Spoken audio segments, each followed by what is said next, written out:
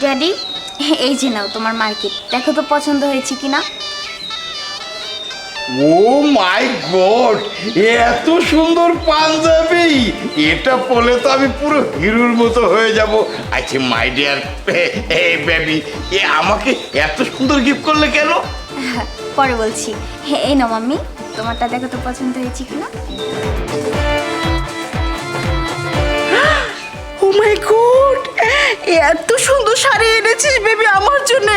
এই শাড়িটা যদি আমি পরি না তো আমাকে ববিতার মতো, নায়িকা ববিতার মতো দেখা যাবে।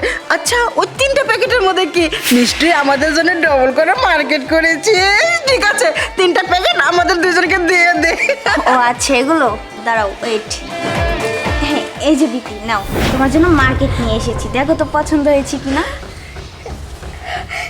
হ্যাঁ ম্যাডাম, মেলা সুন্দর হয়েছে।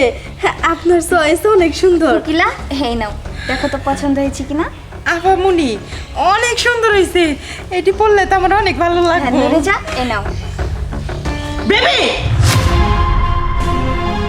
এটা কি ধরনের আচরণ? হ্যাঁ, তোর ড্যাডকে আমাকে দাওয়াত করে এনে কাজের মেয়েদের সামনে আমাদের অপমান করা হচ্ছে। হাই, হ্যাঁ, ওদের সামনে কেন আমাদের পোশাক দিতে হবে? আউলো তো দিতে পারতি। এটা কি ধরনের আচরণ?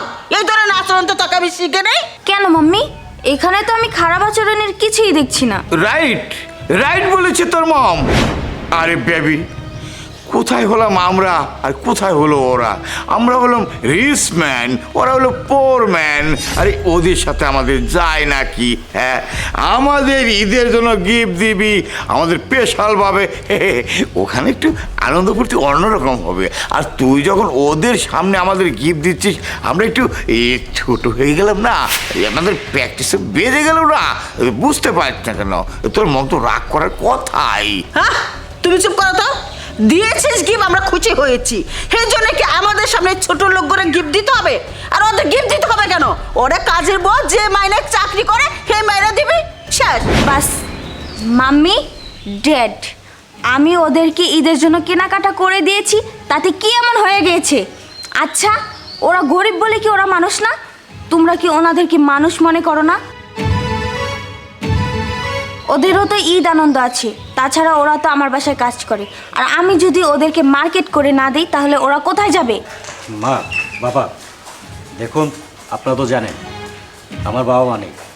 আপনাদেরকে আমার নিজের বাবা মা মনে করি। আপনাদের মন ভাষাতে এত নিচু, এটা আমার জানা ছিল না। আর তাছাড়া এই ঈদের দিনে ওদের গিফট করেছি, এটা ওদের হক মা, এটা নিয়ে আপনারা কথা বলতে পারেন না। দেখুন মা, ওরা যেমন আমাদের দেখাশোনা করে, তেমনি আমাদেরও দায়িত্ব ওদের দেখাশোনা করা। আমরা কখনোই ওদেরকে কাজের মেয়ে হিসেবে ভাবিনি, সবসময় ভেবেছি একটা পরিবার, মানুষ হিসেবেই গণ্য করেছি। আপনি আজকে যেটা বললেন মা, সেটা মোটেও ঠিক হয়নি। স্যার, ম্যাডাম, আসলে আপনারা অনেক ভালো, আপনারা অনেক ভালো মনের মানুষ। তাই তো এই ঈদের মধ্যে আমগরের মতো এরকম গরিব দুঃখী মানুষের এরকম মার্কেট করে দেন, মেলা ঈদ মুনাজ দেন। স্যার, মেলা বাসায় কাম করছি, কিন্তু কোনো বাড়ির মানুষ এইরকম হয় না।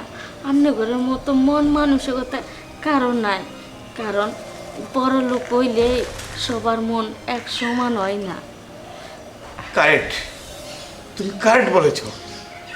সরি জামাই বাবাজি, মম, আসলে আমরা খুবই লজ্জিত তোমাদের কাছে। আমি জীবন করে জানতাম যে বড়দের কাছ থেকে ছোটরা শিখে, আজকে জানতে পারলাম শুধু বড়দের কাছ থেকে ছোটরা শিখে না, ছোটদের কাছ থেকেও বড়রা শিক্ষা পায়।